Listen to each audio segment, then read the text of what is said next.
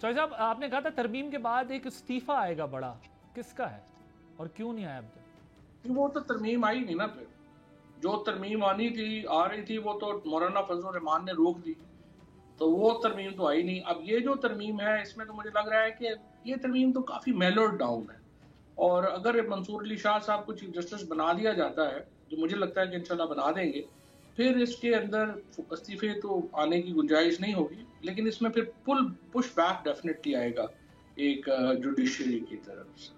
Push back आएगा, और वो इतनी बेवकूफ़ी हुकूमत करेगी कि उनको चीफ जस्टिस बना दे और फिर पुश बैक ले? जिसको भी बनाएगी पुश बैक आएगा।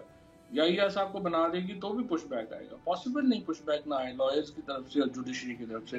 गैर जरूरी तरमीम की है इन्होंने, कोई जरूरत नहीं थी इस तरमीम की, तो बिल्कुल ही कोई जरूरत नहीं थी। एस्टैब्लिशमेंट, मैं तो इस पे वैसे अभी परेशान हूँ और हैरान हूँ कि आखिर एस्टैब्लिशमेंट ने इससे क्या लिया, और उनका अगर ख्याल है कि इसके बाद अगली तरमीम हम ले आएंगे, देखिए ना, ये आसान काम नहीं होता।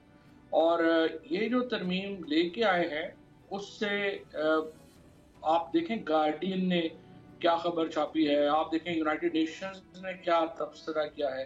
तो आपने इंटरनेशनली भी अपना इमेज, पहले भी नहीं था खैर, लेकिन इसको बिल्कुल ही आपने और नीचे लो कर दिया, बेड़ा गर्क कर दिया। हुकूमत के लिए खतरा टल गया है या अभी भी मौजूद है?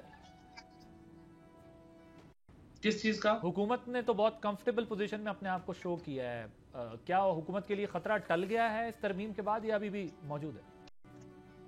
नहीं, हुकूमत के लिए तो खतरा बढ़ गया है, क्योंकि देखिए ना, अब लॉयर्स के अंदर एक रिजेंटमेंट है बहुत ज्यादा। सारी ही बार एसोसिएशंस इस तरमीम को मुस्तरद कर रही हैं।